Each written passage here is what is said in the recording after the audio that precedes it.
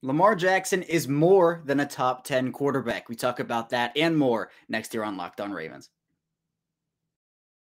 You are Locked On Ravens, your daily Baltimore Ravens podcast, part of the Locked On Podcast Network, your team every day.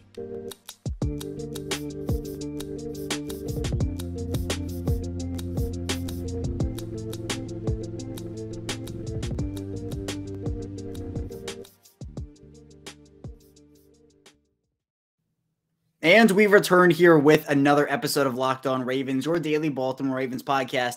I'm your host, Kevin Ostraker of Ravens Wire, and of course, we're here on the Locked On Podcast Network, your team every day. Thank you for making Locked On Ravens your first listen of the day. We're free and available on all platforms, including on YouTube, and we're back with a Tuesday episode, and do we have a lot to talk about today? No news relating to the Ravens, but we do have to talk about, guess who, Lamar Jackson. And it's something that we've done actually pretty frequently over the past couple of weeks. And obviously this is a Ravens podcast. We talk about him a lot here. But there were some things that came out yesterday about Lamar Jackson and just his rankings among NFL peers and the Ravens helping him out. So there's a lot to talk about. Lamar Jackson, if you haven't heard, ended up getting snubbed from a top 10 quarterback list by NFL peers, so players, executives, coaches, and ESPN. Jeremy Fowler puts the list together based off of those opinions. And so Jeremy Fowler is just like the messenger here, but it's the NFL that voted him as an honorable mention in the top 10 quarterback list. So today we're going to talk about Lamar Jackson, just what he's brought to the table and why, in my opinion, he's more than a top 10 quarterback. And I'll talk about what that means in the second segment. So be sure to stay tuned. In the first segment, there's an article by CBS Sports that I wanted to touch on about the Ravens not doing enough for Lamar Jackson during the 2022 offseason, which I found very interesting. I want to talk about it a little bit. So we'll talk about that in the first segment. Then in the final segment, I don't know how it slipped my mind. I really don't, but I forgot to do yesterday the third of 4 installments of our positional previews for the Ravens. So we're going to do it today. It's going to be the defensive line for the Ravens, the outside linebackers, and the inside linebackers. And funny enough, I wanted to talk about the defensive line anyway. So we're going to do that in the final segment. So a ton to dive into today. Thank you for tuning in. If you hear this on YouTube, be sure to like this video, subscribe to the channel. It helps out a ton. Our next goal here is 3,000 subscribers. And thank you to everybody who's already subscribed. I really do appreciate you and your support. And if you're wondering about why you should subscribe, well, we do put out daily Ravens content, not 1, not 2, not 3, not 4, 5 days per week here on YouTube. And that's Ravens opinions, analysis, updates, historical perspectives, and everything you can imagine. So be sure to hit that subscribe button. It's free. It doesn't cost you anything. So I appreciate your future subscription if you haven't subscribed yet. And also, if you hear this in audio form, thank you for tuning in and listening. It's the same show, both audio and video form. Be sure to follow us anywhere you get your podcasts, Apple Podcasts, Google Podcasts, Spotify, anywhere you're listening. Thank you so much. And be sure to turn notifications on. And also, be sure to follow me on Twitter at ChaosRicker34 and the Locked On Ravens account at Locked On Ravens. So let's talk about this now. First up, we're talking about Lamar Jackson and if the Ravens did enough for him during the 2022 offseason, which is a conversation that I would personally say yes to, but there are arguments against it. We saw that argument by CBS Sports, and pretty much there was an article written, and Brian Dardo ended up talking about how the Ravens ended up, in his mind at least, being one of the least amount of teams, or they ended up doing the least amount for Lamar Jackson for their quarterback. So he listed off teams that he thought did the most and teams that he thought did the least, and the Ravens fell into his least category. And so what he pretty much argued was that instead of signing a top-flight receiver, the Ravens traded away their best one in Marquise Brown, and they ended up failing to replace him, and their top returning receiver is Rashad Bateman, who was a rookie last year. And so, look, I understand that in terms of weapons, the Ravens losing Marquise Brown was a definite hit. Like, that definitely makes their receiving group a little bit more suspect than it would have been with him this year. I mean, they're going to be relying on a lot of unproven guys to prove themselves, which I think they can do. But you have to wait and see at this point. So what people see, what people who maybe don't watch the Ravens as much as maybe you and I do, or cover the Ravens, something of that nature, they look at it and they say, well, who are these receivers? Who is Devin Duvernay? Who is James Prochet? We all know who James Prochet is, right? We all know who Tylan Wallace is and Rashad Bateman, but they might not be as familiar. They're looking for where's Stephon Diggs? Where's Devontae Adams? Where's DeAndre Hopkins? Where's Marquise Brown, right? Not that Brown's in that category, but you get what I'm saying.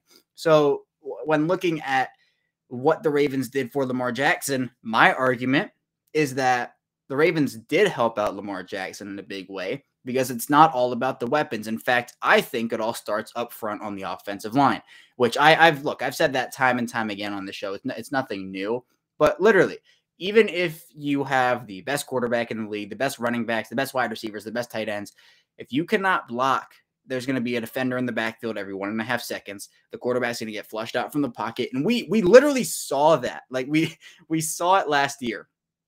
The tackle situation was not what the Ravens thought it was going to be. It was not ideal. Ronnie Stanley plays one game out for the second ankle surgery. So the Ravens have to move Alejandro Villanueva back over to the left side after putting him over at the right tackle spot.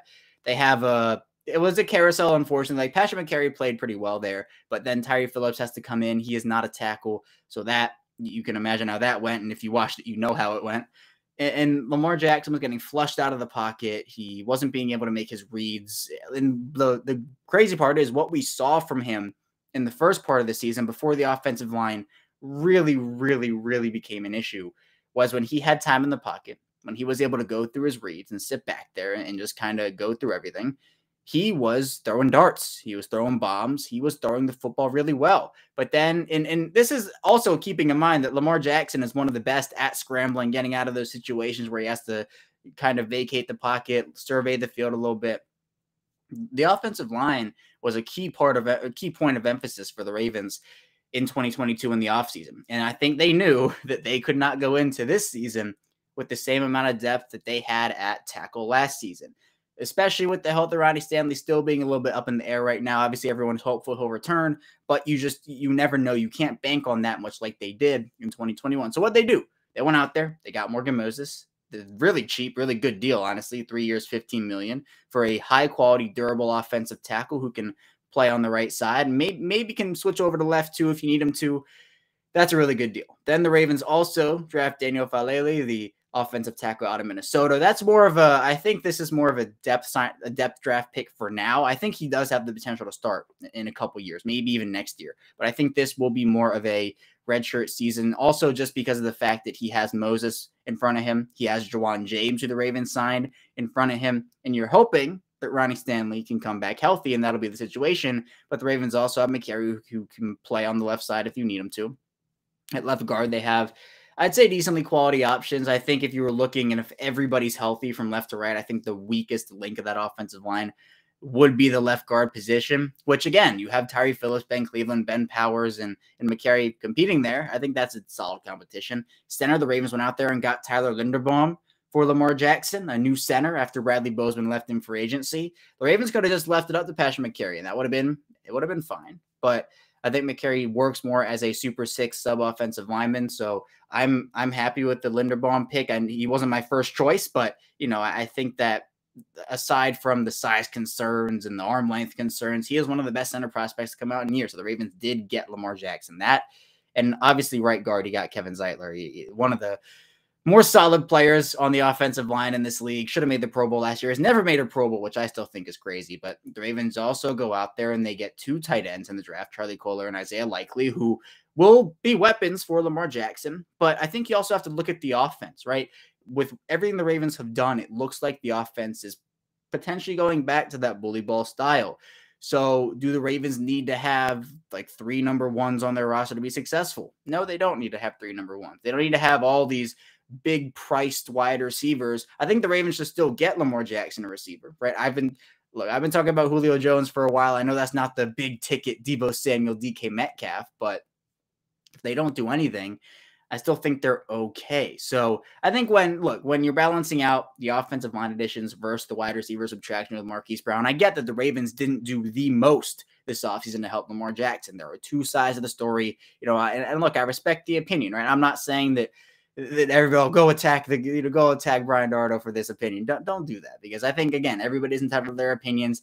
I just think that personally my opinion lines up a bit differently than Brian Dardo's. So I wanted to have a conversation about it and kind of voice my opinion that I don't think the only thing that factors into helping or not helping a quarterback is the wide receiver position. I think the offensive line is big in that. Getting Lamar Jackson protection, it's huge. It's huge to be able to protect your quarterback in that way and give him more time to throw to the weapons that they so they trust so much. So I think that for the Ravens, didn't do the most to help Lamar Jackson out, but I most certainly don't think they did some of the least. I think it was, I'd call it a nice in-between with maybe a little bit more towards helping, because I do think the offensive line is just so important. You really can't do a lot without a good offensive line, and we've seen that throughout a lot. It's very rare that a team has complete season success while having not a great, like a bottom 5, bottom 3 offensive line. So I think overall the Ravens did help out Lamar Jackson. I know that the Marquise Brown thing does throw a bit of a wrench in that, but overall I'd still say the Ravens helped out Lamar Jackson more than they didn't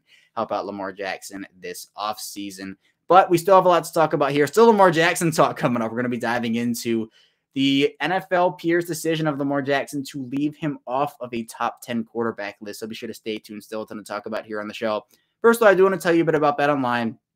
BetOnline.net is the number one source for all your betting needs and sports info. You can find all the latest sports developments, league reviews, and news, including this year's Major League Baseball, which again, those O's still on the 8-game win streak as of this recording, so they're red hot right now. BetOnline is a continued source for all your sports wagering information, including live betting, esports, and scores. And BetOnline.net remains the best spot for all your sports scores, podcasts, and news this season. BetOnline.net is the fastest and easiest way to check in on all your favorite sports and events, including MMA, boxing, and golf. So be sure to head to the website today. Use the mobile device to learn more about the trends in action. BetOnline, where the game starts. We're back. Our second segment of Locked On Ravens. Kevin Ostreicher, your host, still here with you. Thank you for making Locked On Ravens your first listen of the day. Be sure to subscribe to us on YouTube and like this video, of course, and be sure to follow us along in audio form as well. But let's talk more Lamar Jackson. And this one will be more centered around Lamar Jackson and not necessarily what the team has or hasn't done for him. Now, Jeremy Fowler's been putting out lists from ESPN of cumulative opinions of the peers of the NFL players. So that would be players and coaches and executives. And so Fowler's, look, he's just putting the list together, right? He is not just saying, oh, well, this is my list, right? This is of, again, the NFL peers. And for the quarterback position, a shock to many, including myself, was the fact that Lamar Jackson was not on the top 10 list for 2022. In fact, I will read it off to you right now. The list: number 1, Aaron Rodgers; number 2, Patrick Mahomes; number 3, Josh Allen; number 4, Tom Brady; number 5, Joe Burrow; number 6, Matthew Stafford; number 7, Justin Herbert; number 8, Russell Wilson; number 9, Deshaun Watson; number 10, Dak Prescott. Lamar Jackson was named as an honorable mention. Kyler Murray, same thing. And when Fowler ended up explaining why he was absent from the list, it was about the stats from last season and also how he got injured. And, there's concern about how his running style will hold up long term. But it's weird, right? Now, hear me out. It's weird because this was a top 10 quarterbacks list for 2022 voted on by executives, coaches, and players.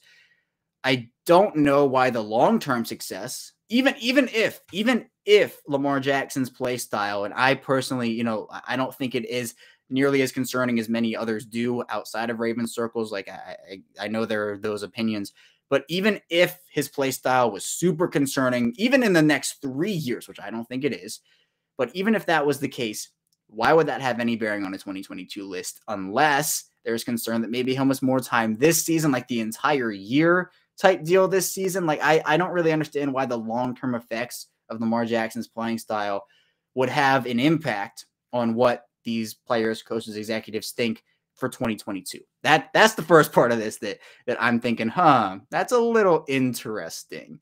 But you look at just a lot of the factors surrounding Lamar Jackson, and Warren Sharp lays them out pretty perfectly here. I'll read a tweet that he put out yesterday when the rankings came out. He said, Lamar Jackson had his team as the number 1 seed in the AFC in early December, despite being the number 1 most injured team in history, ranked number 1 in the NFL throwing outside the numbers, and was top 10 in the NFL in rushing yards when healthy. And after the injury, Baltimore went 0-5, but he's not a top 10 quarterback. And so obviously Warren Sharp is very much on the train of Lamar Jackson as a top 10 quarterback, right? I just, there's so much that goes into this. Part of it is the fact that Lamar Jackson, and Warren Sharp makes a good point. We talked about this before on the show a couple weeks ago. He had the Ravens. Lamar Jackson had the Ravens as the top seed in the AFC through 12 weeks, despite not having any of his running backs from 2020. He didn't have his top offensive tackle in Ronnie Stanley. He had guys shuffling in and out on that offensive line. The defense was not nearly as good as many people expected to be, especially in the secondary. And the Ravens were still 8-3 through 12 weeks. It's not only Lamar Jackson's success that led to that, right? It's a team effort. but he had a pretty big hand in it. I think that Lamar Jackson is obviously a top 10 quarterback. And what I meant earlier, and what I meant in the title in terms of why I think Lamar Jackson is more than a top 10 quarterback, I think he is one of the top 10 most valuable players in the entire league. Now, obviously, you can put Aaron Donald in that conversation. You can put some other non-quarterbacks, potentially Travis Kelce, some wideouts as well, a corner, whatever. But I think when talking about the pure value to a team, and Ryan Clark, he talked about the rankings too. He said that Lamar Jackson is not a system quarterback because he is the system. He is literally what the Ravens spent years building around. It's all this crazy talk about how, Lamar Jackson, he's just a runner and he can't throw, and all these narratives that we've heard for years and years and years. And you think eventually, well, he'll have success and then it'll slow down or even stop. And obviously for these top tier quarterbacks, no matter who it is, there's going to be hate. There's going to be narratives that are pushed, but it's just another level with Lamar Jackson, to the point where, let's talk about some of the quarterbacks on this list. I mean, we can go up the list here. So Dak Prescott, I personally think Lamar is better than Dak Prescott. Dak hasn't accomplished as much as Lamar Jackson. You can talk about playoffs with Lamar Jackson. The playoff record.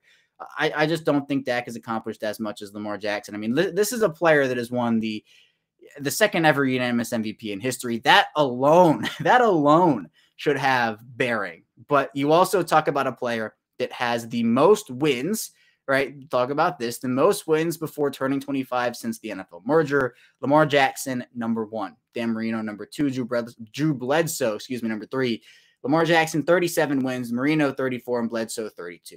That's just one of the many things. I mean, I go back, and one of my favorite stats from his 2019 NFL season, or the MVP season, was the fact that he had more total touchdowns than teams did. Like he more than, I think it was 17 total teams. It might be 18, might be 16. I can't remember the exact number, but he had more total touchdowns himself than upwards of 15 NFL teams did. I mean, that's just the impact that he has. And people will talk about, well, why didn't his stats get better from his MVP season? And I've talked about this so many times on the show. If Lamar Jackson continued to increase his box score stats every year after his MVP season, I mean, let's look at the stats. He threw for 36 touchdowns in 2019. He threw for 3,127 yards. Rushing wise, he ran for another 1,206 yards and 7 touchdowns. So let's say that his stats increased by 500 yards and 4 touchdowns every season, because that, right, people want to see, why didn't his stats improve in the box score? Well, we're 2 years past that now, 2020 and 2021. Lamar Jackson would have had to throw around 50 some touchdowns last year. He would have had to throw for upwards of 4,000 yards rushing wise. If you want to add on to that too, maybe he's rushing for 1,007. By the time he gets to his age 30 season, Lamar Jackson, if you want to have an increase in box score stats every single year, is going to be throwing for 80 touchdowns. He's going to be rushing for 30 more. I mean, you're not going to increase your stats every single year from having one of the best seasons. It's not possible. But what he did show is improvement in other areas. So while the box score stats decreased, he improved as a player. And so I think that, again, I kind of got off topic there, but I think Lamar is better than Dak Prescott. Deshaun Watson hasn't played in a very long time and might not play for a very long time after his suspension gets handed down. I don't see a reason why he's on this list. I think Lamar's better than Russell Wilson. I think he's accomplished more than Justin Herbert. I don't see why he's on this list. Matthew Stafford, or I see why Herbert's on the list. I don't see why he's better than Jackson. Let me rephrase that. Stafford won the Super Bowl. I get it. I still think Lamar's better than Matthew Stafford, but he won the Super Bowl. I understand why it'd be like Joe Flacco winning the Super Bowl. Not that, Flacco and Stafford are on the same playing field or whatever, but I think that it's just that kind of conversation where, all right, Lamar hasn't won the Super Bowl. What have you done for me now lately? Matthew Stafford just won the Super Bowl. It's something along those lines. So again, if Joe Flacco back in 2012, 2013 would have probably earned consideration for this list because of the fact that he did win the Super Bowl and had that historic playoff run. So I understand that. Joe Burrow, I mean, once you get into the top 5, again, there are arguments for each. I don't think Lamar Jackson's the best quarterback in the NFL. I don't think he's the best player in the NFL. I do think he's a top 10 quarterback. I absolutely 1,000% do. I think he's a top 10 most valuable player in this league in terms of what he means to the Ravens, because if he was not, the quarterback of the Ravens, and you took him off, right? If you take him off of the Ravens, and it's the same conversation that you can have with a lot of these top guys, right? Aaron Rodgers, Mahomes, Burrow, Allen, Brady, right? All these top 10 guys, you can make the argument that, oh, well, if they got taken off the team, there's no way that the teams could perform up to the level than if they were on the team. And yeah, that is accurate. I get that, right? That's true. But for Jackson, I think it's a whole different level because he literally adds, I don't know what to call it, like a fear factor to defenses. The fact that he can do so many things, the fact that the Ravens built the system around him, that he had success. First of all, that he had success in a Joe Flacco system, not a complete Joe Flacco system. They changed it around a little bit, but he had success in that system that they didn't really have a lot of time to perfect. Then they perfect it. And then the 2019 season happens, obviously 2020 and 2021, a little different of stories in terms of pure success. And if you want to talk about box score stats and whatever, but I absolutely think Lamar Jackson's a top 10 quarterback. He's a player that over the course of his career has thrown for almost 10,000 yards in 4 seasons, 9,967, 84 touchdowns compared to 31 interceptions, 64.1% completion percentage. And then rushing the football, again, just adds on. He's rushed for 3,673 yards on 615 attempts. That's 6 yards per carry over the course of 4 seasons as a quarterback. I mean, that's incredible. He's an incredible athlete, great thrower, great runner. He's somebody who changes the game in so many different ways. And I think, again, when you look at what this team started to do when he was out with an injury, they weren't scoring a ton of points. Now, the defense, I think, got better, so the games were closer.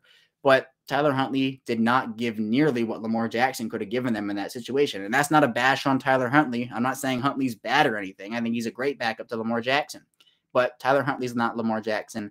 Nobody is Lamar Jackson. And that's why I think Lamar Jackson's just some of the reasons why I think Lamar Jackson is not only a top 10 quarterback, but also a top 10 most valuable player in this league. You can make the argument he's number one. I've made that argument before. I believe that argument that he is the most valuable player in the NFL, where if you took him off the team, the direct success would dip dramatically. So I think Lamar Jackson's a top 10 quarterback. I think he's a top 10 quarterback for 2022, for the next 5 years, for whatever you want to say. I think he is a top 10 quarterback and a top 10 most valuable player in the NFL. But we still have a lot to talk about here on the show. We're going to be diving into the Ravens defensive line, outside linebackers, and inside linebackers for the third installment of our positional previews for 2022. So be sure to stay tuned. Still a ton to talk about here on the show. But first, I do want to tell you a bit about Rock Auto.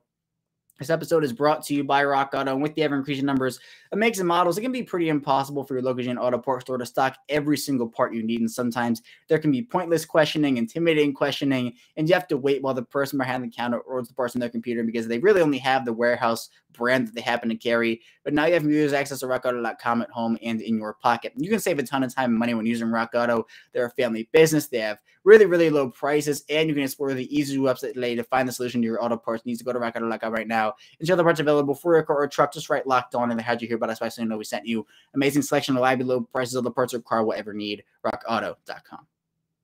We're back. Our final segment of Locked On Ravens. Kevin Oestreicher, your host, still here with you. And again, thank you so much for making Locked On Ravens your first listen of the day. Be sure to subscribe to us on YouTube. Of course, like this video. Be sure to follow us in audio form and turn notifications on as well. And be sure to make your second listen of the day Locked On NFL. I hosted the Monday show over there. I talked about Baker Mayfield with Jeff Lloyd of Locked On Browns, Julian Council of Locked On Panthers, and also gave Justin Houston some national love on that show. So be sure to check that out.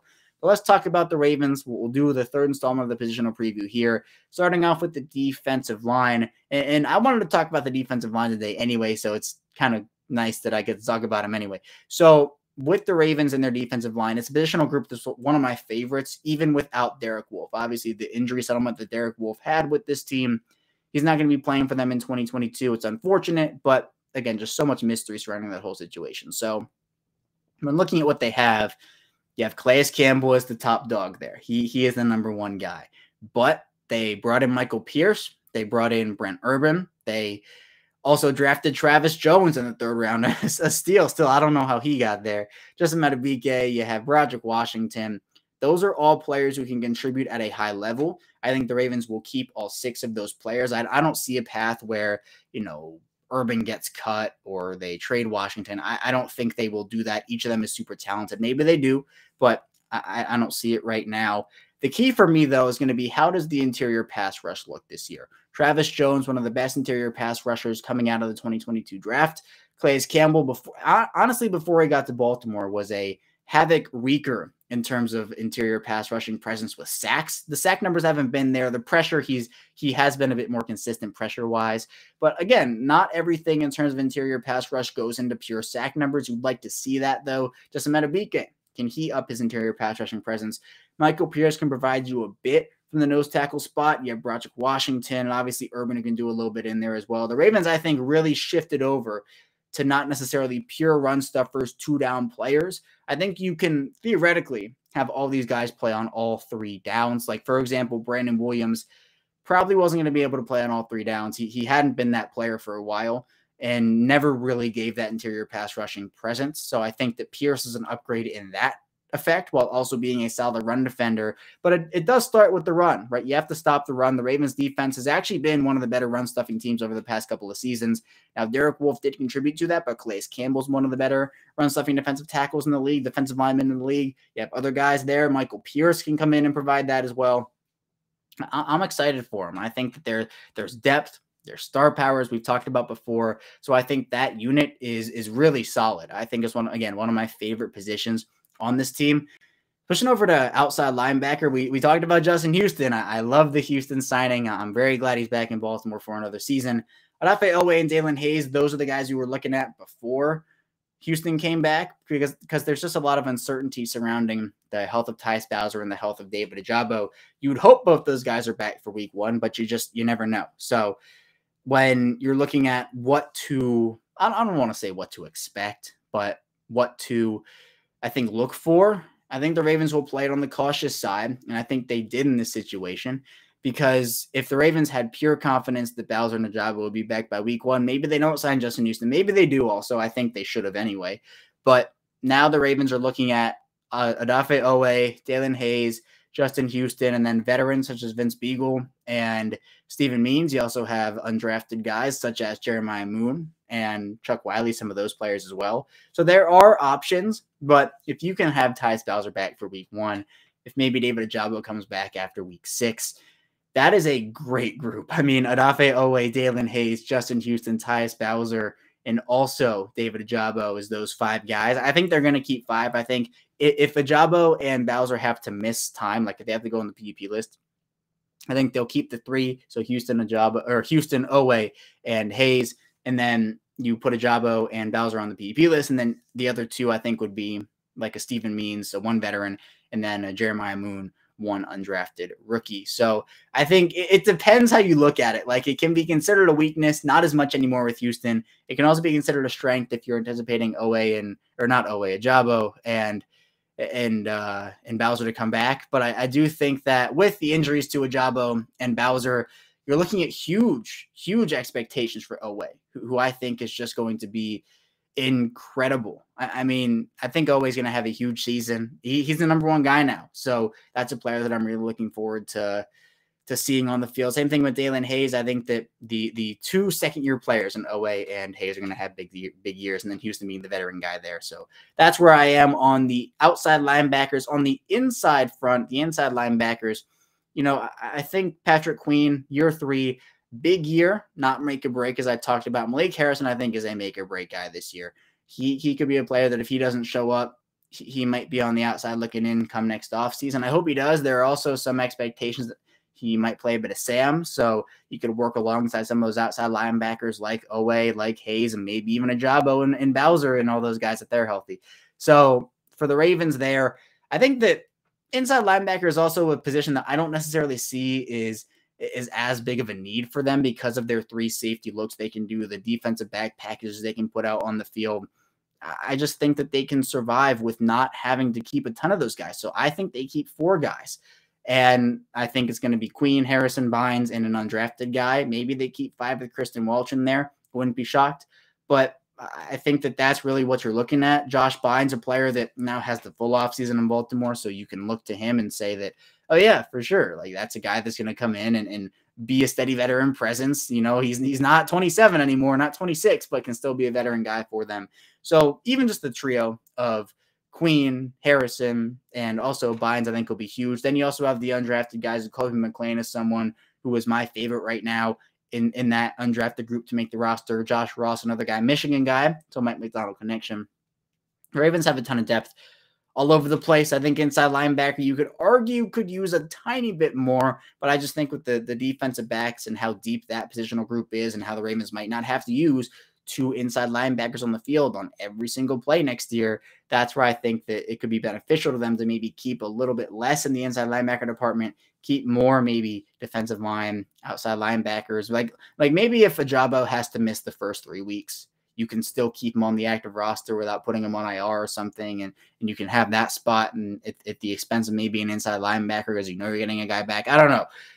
Maybe secondary members, all this different stuff. There's a lot of roster shuffling still to go on, but I do have confidence in Patrick Queen. He's shown flashes. Malik Harrison has also shown flashes, and Josh Bynes a steady veteran. I think the Ravens are okay with those 3 guys, but we'll see. Maybe there's a guy that shakes loose during final cut down day that they want to bring in, something of that nature. So I think at all 3 positions, the Ravens do have depth. I think defensive line is the most solid with Calais Campbell and those guys. Owe and Hayes, the second-year guys there, plus Justin Houston. Give some confidence in the outside linebacker group, but it does depend on the health of Ajabo and also Bowser. And then inside linebacker, that I don't think they need as many, but I still think it's a solid group overall. So a ton of depth there, but that's all I have you here today on Locked On Ravens. Thank you so much for tuning in. Let me get back here tomorrow. We'll be talking more Ravens talk, so be sure to stay tuned for that, and I will see you right back here tomorrow.